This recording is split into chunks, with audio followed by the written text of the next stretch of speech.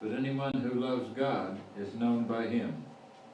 Hence, as to the eating of food offered to the idols, we know that no idol in the world really exists, and that there is no God but one.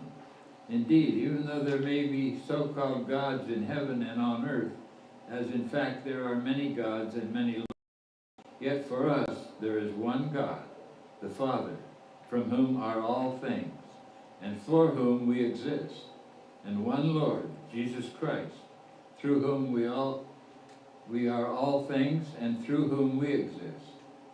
It is not everyone, however, who has this knowledge, since some have become so accustomed to idols until now, they still think of the food they eat as food offered to an idol, and their conscience, being weak, is defiled. Food will not bring us close to God. We are no worse off if we do, but take care that the liberty of yours does not somehow become a stumbling block for the weak. For if others see you who possess knowledge eating in the temple of an idol, might not they, since their conscience is weak, be encouraged to the point of eating food sacrificed to idols? So by your knowledge, those weak believers for whom Christ died are destroyed.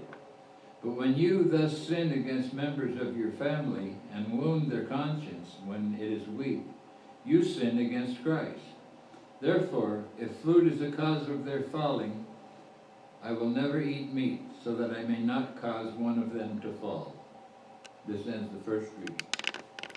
Thanks be to God. Is this a letter by Paul? Yes, that's a letter by Paul. So he became a vegetarian. Actually, I think the way it worked was that there were early Christians who lived in places like Greece, where if you went to the marketplace, most of the meat in the marketplace being sold in the marketplace was meat that had been sacrificed to one of the Greco-Roman gods. And so they felt that if you became a Christian, then you were not allowed to eat that anymore. So most of the meat that was in the marketplace was contaminated, quote unquote contaminated. Jewish people especially did not do that. They did not eat any kind of meat that had been sacrificed to a foreign idol. In fact, in order to get meat, Jewish people were not vegetarians. They had the rabbis slaughter the meat, slaughter the animals and slaughter the meat, so that it would be called kosher. So some early Christians kind of followed that same rule, and what the Apostle Paul is saying that if your faith is weak, and you feel faith would be endangered by eating that meat, don't do it.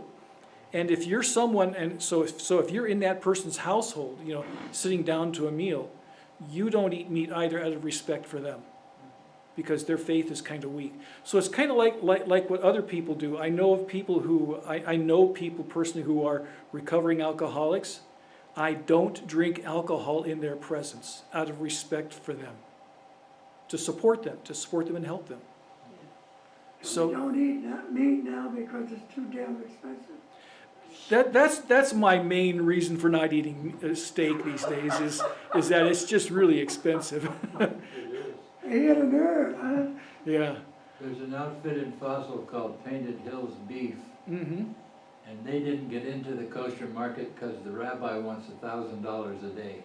Oh my gosh. Oh, Wow, are you serious? Oh my. wow. Wow. Yeah. Regardless of how many animals he slaughters. Right. Oh my goodness. Well, you can go to the store and you can buy meat that says kosher for No wonder it costs so much. Yeah, if you buy, like, for instance, there's certain kind of hot dogs that you buy and it says kosher on them. That's because it was done under the supervision of a rabbi. Oh my. So Hebrew Franks or whatever they're called. I didn't know that. Yeah, Oh, yeah. yeah, and A side note, uh-huh. there was a union in New York City of the kosher butchers. Okay. Yeah. And that came under the control of that union